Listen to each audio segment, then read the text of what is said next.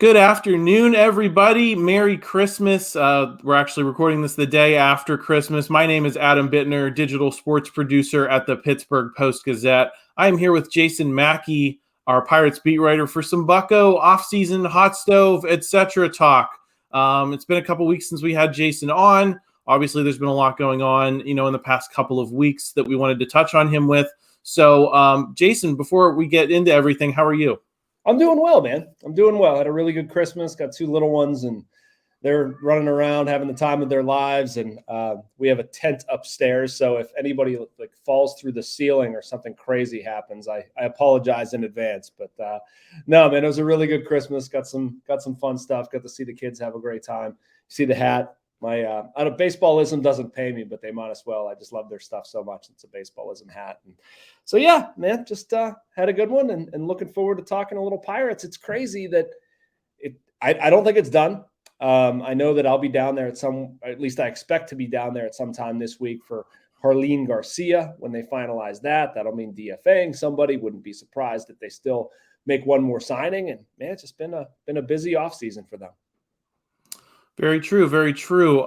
Jason, before I get into everything, questions for you. I want to just remind everyone, if you're joining our YouTube channel for the first time, please hit the like button. Help us out with the YouTube algorithm. We really appreciate that. Please subscribe to this channel so you don't miss any of our video content. We have a lot more coming this week in regards to Steelers Raiders, setting up Steelers Ravens this week. Christopher Carter on the North Shore Drive going to do a great job with that. We'll also have lots of college football talk.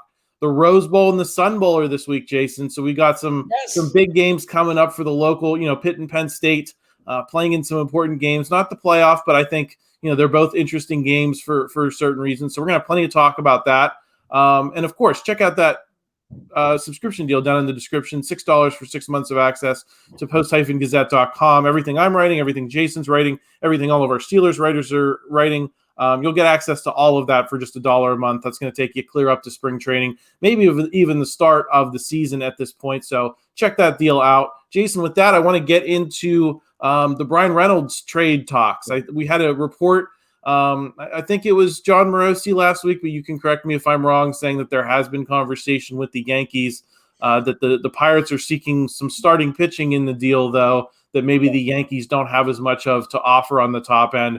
What have you heard with regard maybe specifically to that report, and maybe anything you can add of your own of the past couple of weeks with the Bryan Reynolds situation? Yeah, sure. I'll speak what I can share publicly at this point. The Morosi thing I find funny, and I'm not one to take issue with others reporting or rip on anything, but I remember walking through the lobby the very first night of the winter meetings and actually got a phone call from a scout that's been a very good source of mine and told me that the Yankees have been very hot on the pursuit of Bryan Reynolds. And I mean, this is somebody I've had information from before and has, been very good to me. And so I just, tweeted a little thing saying, hearing, Bryan, the Yankees have been in on Bryan Reynolds. I'm like, all right, cool. And, that seemed to get some interaction. And then Morosi tweets something, and then that's a big story. Again, it's just it's the nature of these things that the timing, who's looking for it, where it's coming from.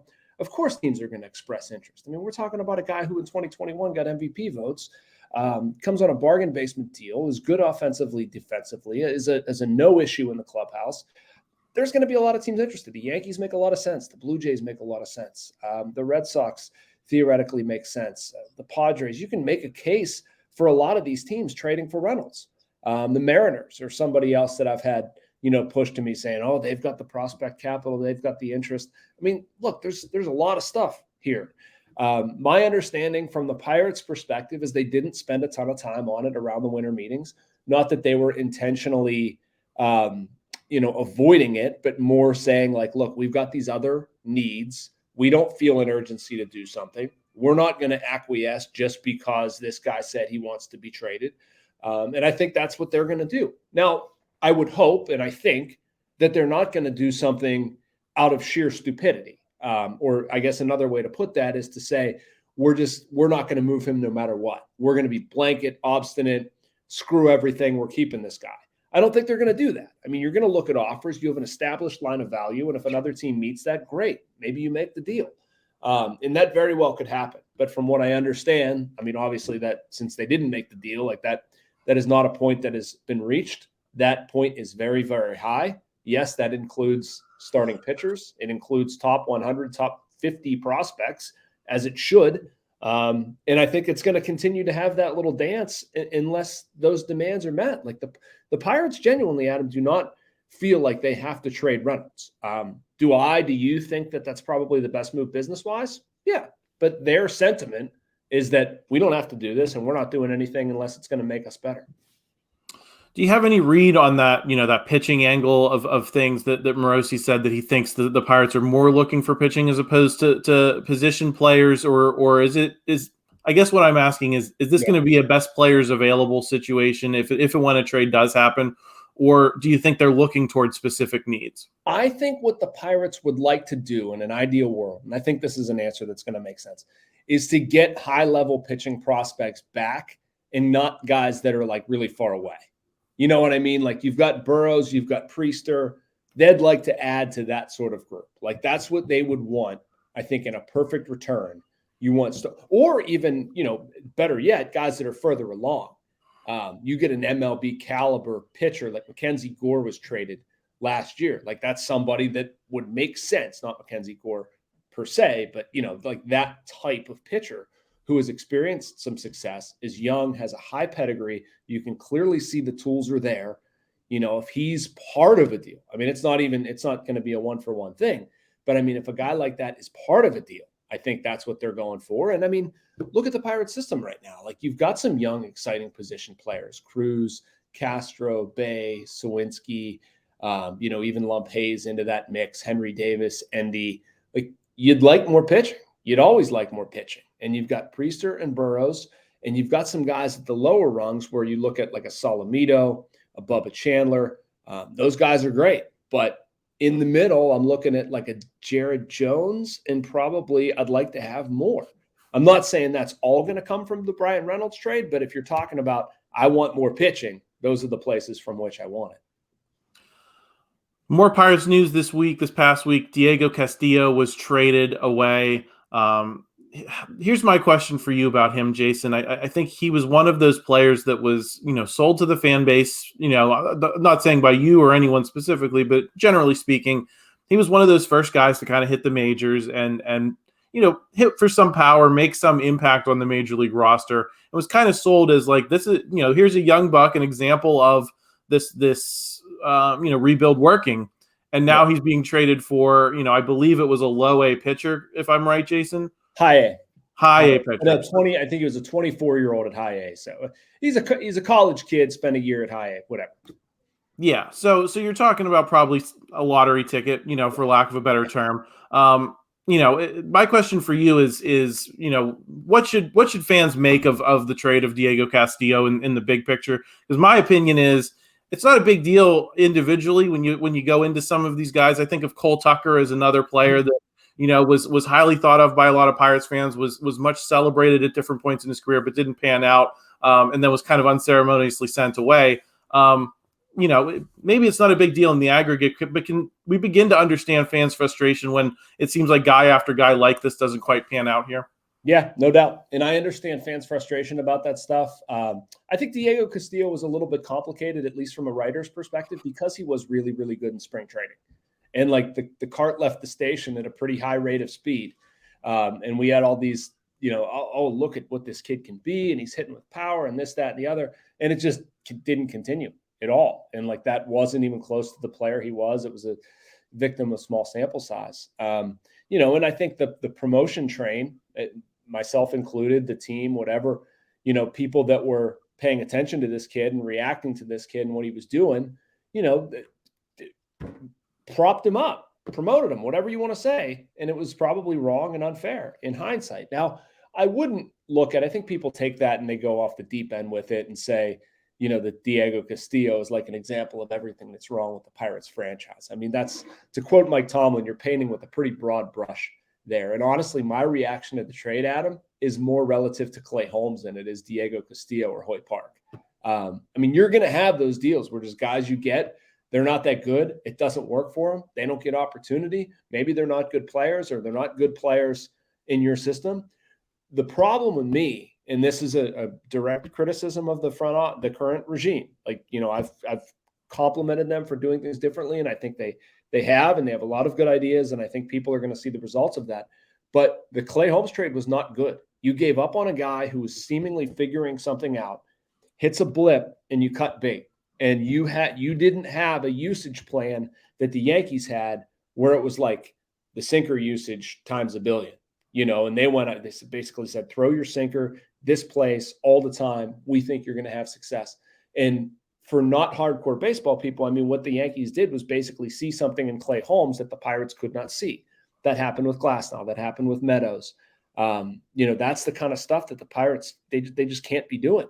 And so I look at the Clay Holmes trade, and Ben Cherington even talked about this, and I know his feelings on the Clay Holmes trade. Like, it's just not good. It's not good allowing it's not good to misevaluate your players and then as a result let them get away for absolutely nothing, which is what happened. Yeah, and I think it's frustrating too when you have a guy like Diego Castillo make that kind of prominent, journey through the big league team last year, and then it just ends up in a way that I think is disappointing for fans, because I think some had higher expectations for him than this outcome, which is getting traded for a college pitcher at high A who's 24. Is there anything else you'd like to say about Diego Castillo specifically, and what you think? Are we going to be sitting here in a year from now talking about regretting this trade the same way we're talking about Clay Holmes now? No, I don't see that. And that's not to bag on Diego Castillo, but I mean, Clay Holmes, you look at a guy who was throwing 98, 99, 100 with terrific breaking stuff and a nasty power sinker. He just couldn't throw strikes. If you like, I refer to that stuff a lot as tools. Like you can clearly see there are tools in the toolbox. With Diego Castillo, it's not like he's hitting 475-foot home runs. He's not cranking out crazy exit velocity. His defense is okay. His arm is okay. Might he be a serviceable major league player? Sure. I have no problem saying that. He's young, he has some development, but he's a really good kid. I've liked getting to know him, but I don't think there's a star risk here. Like you saw Austin Meadows and his pedigree, and for that you could even, if there was one of those coming along again, we could maybe see the telltale signs with the Pirates. I don't see those telltale signs in what we've experienced with Diego Castillo. So I don't think that's as bad. I mean, I wish him well. I really liked getting to know Diego Castillo. He's a very polite kid. He's always available, worked really hard to learn the language. He's very close with his family. I feel bad. Because of like COVID and Venezuelan issues, visa issues and stuff. I wrote this story earlier this season. Like, he hasn't been able to see his mom for a long, long time. I think he got home this offseason to see her. So it's been a tough journey for him, and wish him well. But, these things are not going to work out more times than they actually do work out. It's just, you need to get it right with your own guys. Yeah, I think that's an important takeaway. Jason, you and I both wrote some kind of takeaways on the offseason to this point. I think you're optimistic there still may be some moves to come here before they get down to Bradenton for spring training. But I think it'd be fair to say that we're at least most of the way through the moves that are going to be made. And, you kind of wrote a sunnier, takeaway from all that than I did. I kind of wrote from the perspective of dollars to wins, and how the Pirates spending doesn't really add up to much in terms of what you would expect based on market rates. So, for example, the average, I think we're going to expect the average this season to be at least $10 million per a win above replacement in terms of what the value buys on the open market. The Pirates have not spent over that 10 million mark, so you're pretty much expecting everyone to kind of probably go under that threshold just based on what they spent. That doesn't mean they can't outperform contracts or anything. But tell me where your source of optimism is from, and then we're going to play a little game of over/under. All right. I didn't realize I was being that optimistic in terms of their projections. I mean, I'm not saying the Pirates are going to go 92-70 or something like that. I mean, I think they're going to improve. I think they're going to go about 72-90. I think there are. How do I say this? I think there are going to be some reasonable outcomes here in the guys they signed, like Carlos Santana, Austin Hedges, Vince Velasquez, G-Man Choi. I know it was a trade. Connor Joe. My argument is, if you take those 5 guys, I think 1 or 2 are going to be pretty good. I think 3, 4, you're going to be kind of in the middle, and then another 2 are going to suck. I don't know which those are going to be. We can sit here and predict it. And I think for what the Pirates are trying to do, again, not compete in the NL Central, but just be a reasonable, better baseball team, like that production is going to look different. And I'll use Austin Hedges as an example to sort of like not disagree with what you wrote, but to kind of say it has a little different applicability. Like Austin Hedges' impact measured in WAR is probably an inaccurate picture of what he can do. He stinks as a hitter. Great. Let's come to that realization. Send him up to the plate with, I don't know, a wiffle ball bat 3 times a game. I don't care. What he does for a pitching staff and where they're at, or what he does for Henry Davis and Endy Rodriguez, we're not trying to compete for the division. Again, keep it inside of what we're looking at. He's still valuable for $5 million if you were teaching Henry Davis and Endy Rodriguez how to digest scouting reports, how to pre-scout, what to look for, how to call a game, how to frame. Now, they have coaches and all that stuff, believe me, but it gets through differently when it's peer-to-peer. And when you have somebody there looking after you and you're sort of establishing, this is how we do things. This is how catchers operate. This is how you get to the field. When you get to the field, this is how you interact with pitchers. This is how I learn a pitching staff. So, I mean, all of that stuff isn't quantifiable via WAR. How comfortable a pitcher is throwing to a catcher. Like from somebody who pitched in college, there were guys that I just didn't like throwing to. There were guys that I knew I could bounce a breaking ball in some way, somehow he was going to get in front of it. That made me pitch differently. And so the relationship that you establish with your catcher, or something like Carlos Santana, where I look at O'Neal Cruz and Rodolfo Castro every day, and I like them a lot. I think they're really good kids. I also think they're very much 23. And in some ways, they need to grow up a little bit. And you're going to have a veteran guy kick them in the pants and say, quit laughing. It's not time to screw around. This is time to go to work. Get the cell phone out of your pocket. Let's go. And that stuff's not quantifiable via WAR. People who aren't there every day are not going to see what somebody like that can do for whenever it gets into August and September. And there's the natural inclination to like be upset about going to work and being miserable and, oh crap, they're going to lose 90 games. Like that is inevitable. And for somebody like Carlos Santana, who's probably going to like a little bit dance into the clubhouse, but be positive and be trying to pick up his teammates, like that does matter.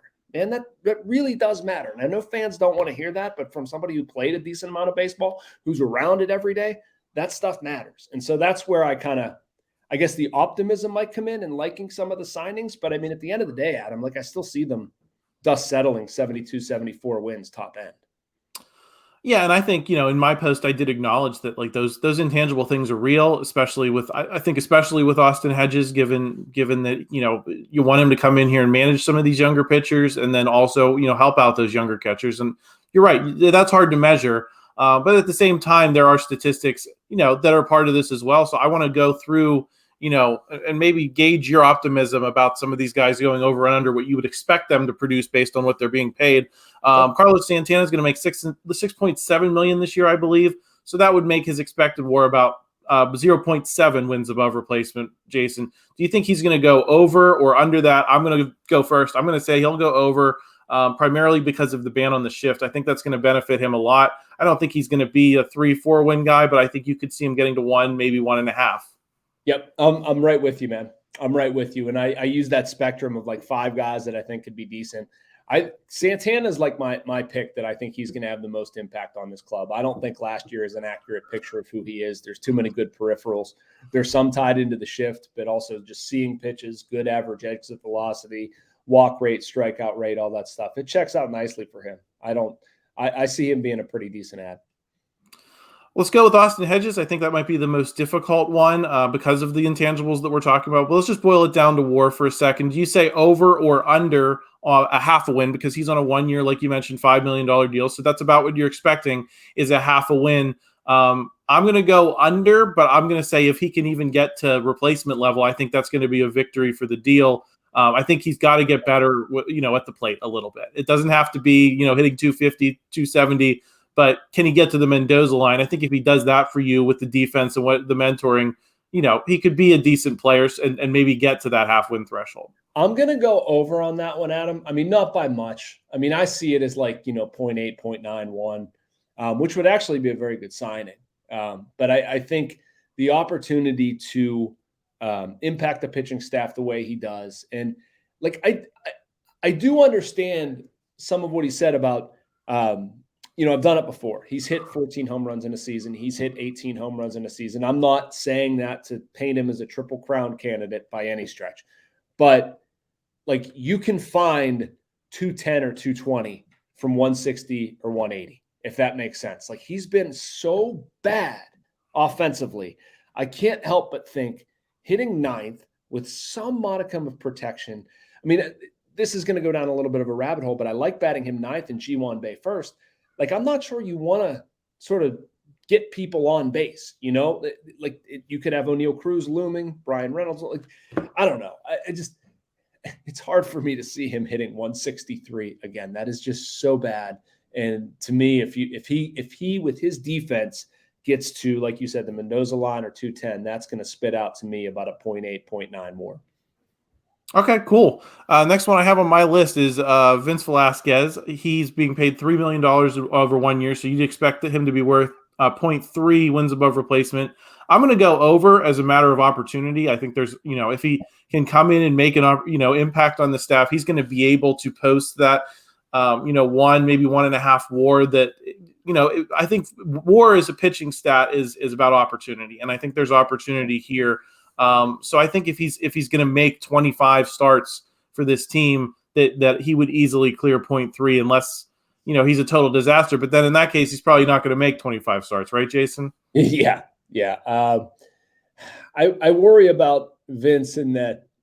Well, number one, 0.3 is really low, isn't it? Or yes. I mean, I'm sorry, like, it's not what I would expect it to be. But yeah. I feel bad, Adam. Do I go over again? I feel like I'm going over with everybody, and I'm being like overly optimistic. I can't say like everybody's going to work out, but I'm trying to figure out, what I think, where I think somebody might falter. And Velasquez is one that worries me because there's more. I think what I'm trying to say, there's more history of him struggling to throw strikes and throw well consistently than there is like really good breakout stuff. And he's getting older. I guess this is going to be the one, and I don't like it because of what you said with sample size and starting pitching. I agree with it, but I'm going to go the under on this, and I'm going to say it doesn't work out as swimmingly as maybe the Pirates thought. Fair enough. And, I think part of this too, and I wrote this in my piece, is that, sometimes you can get lots of these deals that go over and do better than what the market dictates that they should. But still don't make the team great. And I think that's kind of where I landed, is it seems like the Pirates are spending a lot of money relative to what the Pirates normally spend, but that in the context of baseball inflation and what it costs to sign, wins, that maybe there's higher expectations for these guys than they should be. But I don't think that means that, 4 or 5 of them can't go over what you would expect. So I'm comfortable, making some over picks here. I guess the next one I wanted to go to is G-Man Choi, potentially at first base. I think he's making about 4.5 this year, million. Obviously, that was a trade. That wasn't a free agent signing. So the dollars there aren't a perfect one-to-one translation. But just for the sake of argument, let's say, do you think he can go over or under a half win? I mean, he can go over a half win. I'll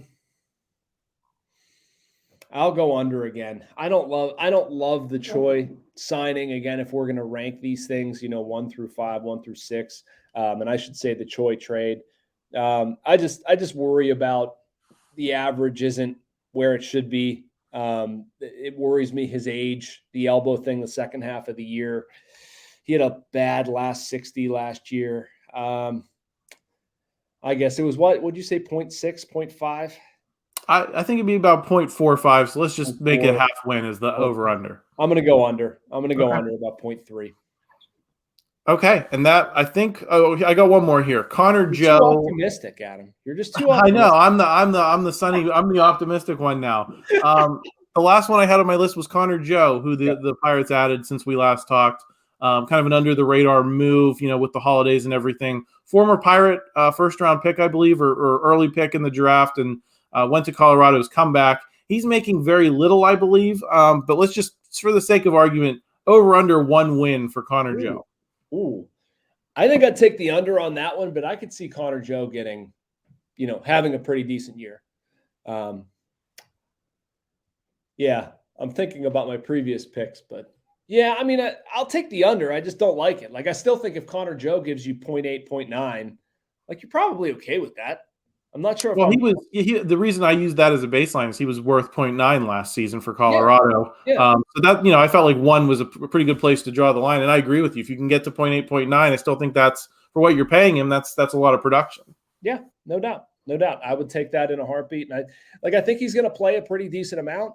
I worry a little bit about like batting average power, but I think he is going to get on base. I think he's going to give you a decent presence in the outfield. I don't think he's going to embarrass himself. I think he's going to play the game hard.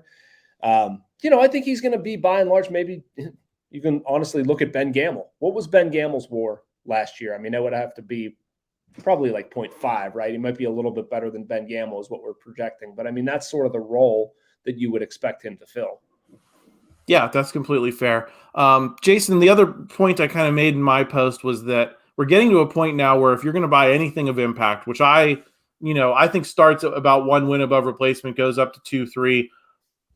We're at the point in baseball now where you're going to have to spend about 10 million on a per year basis to a player just to get 1 win. How many deals do you think in the next 5 years we're going to see from the Pirates in that range for it could be internal guys like an O'Neal Cruz, Aronzi Contreras, Mitch Keller, in-house options, or free agents. So once they get to the point where they want to make that leap from being, a 70-ish win, maybe upper 70s, to we're going to try to compete, win 90 games, make the playoffs. How many deals in the next 5 years do you see in that range, given where the sport is going? Not many. Not many. I really don't. And I mean, based on how they're trying to do this thing, I don't think they need to have many. You need to have an O'Neal Cruz signing. You need to hitch your wagon to somebody for a pretty good term. And so that would be one that I would target. And they're going to, I do believe this, when they get better, have to fill in cracks places. And are you, if you're asking me, like, are they going to pay $10 million a year for somebody?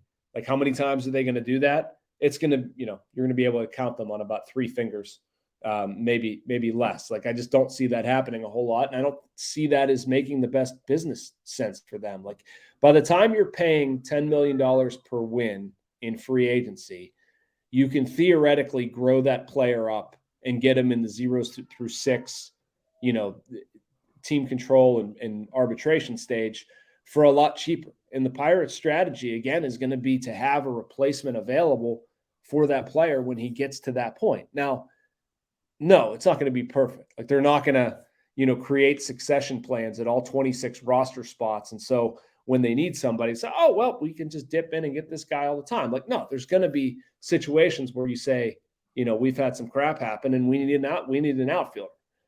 But I don't see them paying an average of $10 million per year to that guy. Like, I think they're always going to be sort of hunting value there because, I mean, frankly, they probably should. Like, what is paying, $5 more million in free agency really going to do? Like, it is much more impactful to the Pirates, if this makes any sense, to like do everything else right. Do the drafting, trading, international signing, development, all that stuff that they've done wrong. And to do a better job of that and say, all right, we'll get the right fielder, we'll get whatever we need. Like, theoretically, you should be in a better spot to start because of those other processes. So anyway, Adam, I'm not ruling it out, but it's not something I'm really looking at to happen with any regularity. Yeah, I mean, I'll tell you where I come down personally on this and what should happen. I know it probably will not happen. I think once you get to the point that you're competing, you should be looking at signing a contract like that once a year, whether it's in free agency, whether it's a guy you've developed. It's not a perfect 1-to-1. The economies are entirely different. But at any given time, I think the Penguins have like 5 or 6 guys on the roster that they're paying legit money to for the NHL's market. Whether it was the core 3 plus Phil Kessel or the core 3 plus, Marc-Andre Fleury at one point.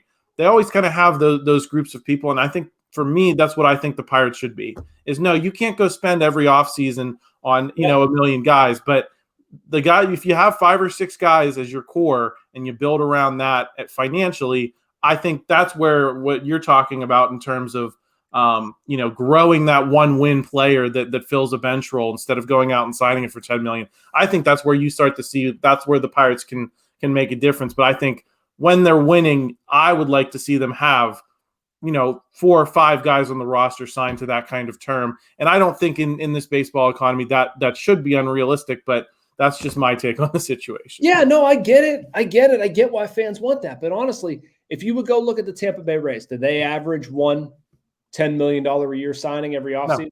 No, they don't. And what they do is they do all the other crap better than everybody else. And I don't know if the Pirates can or can't. We're going to find out. But to me, that's what their interest is. Their interest isn't in spending $10 million a year on a player every offseason. I agree. That would be a great way to live.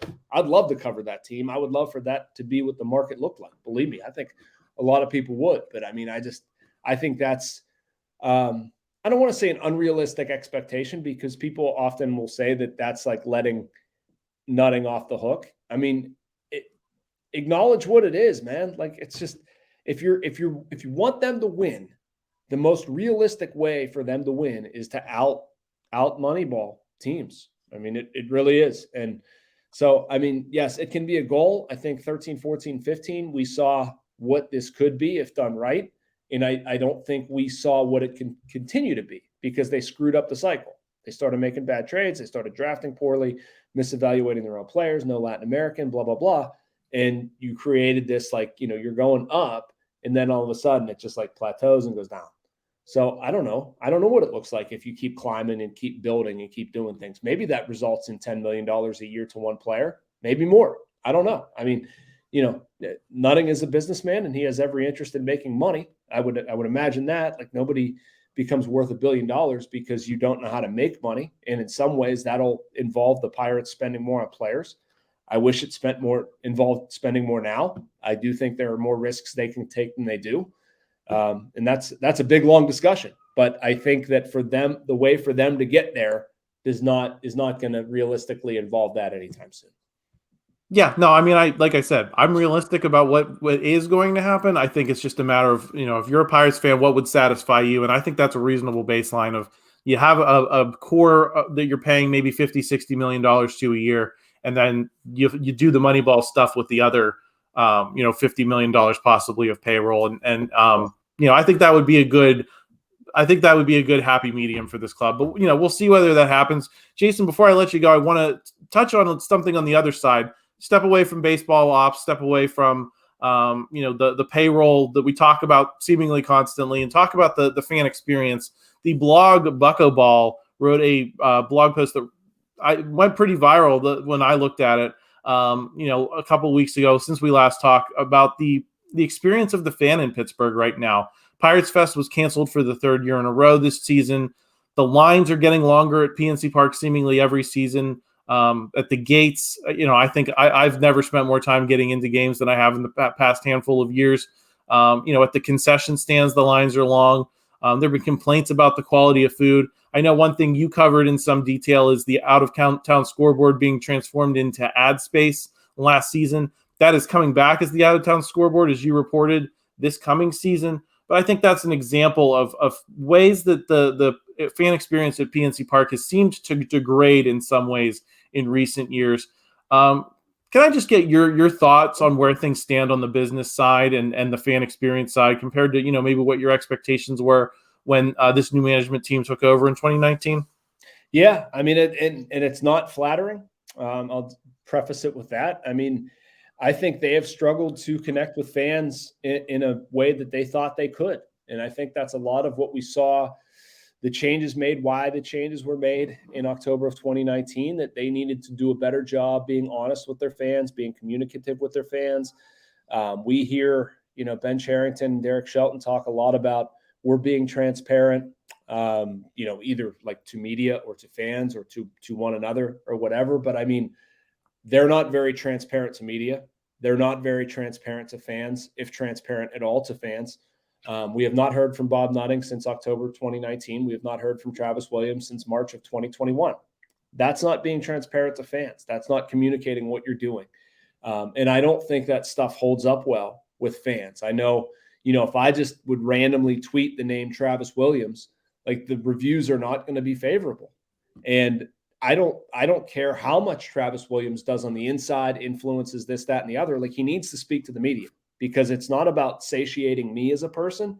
It's about having your comments being read by fans who are paying money and feel like what you're doing is matching up with the money they're spending, the emotion they're investing, and whatever. And that, like, there's a breakdown there. I have a tough time speaking to the quality of food, what the lines are going into games, just because I don't do it. I don't eat stadium food. I don't wait in security lines. I'll certainly take your word for it.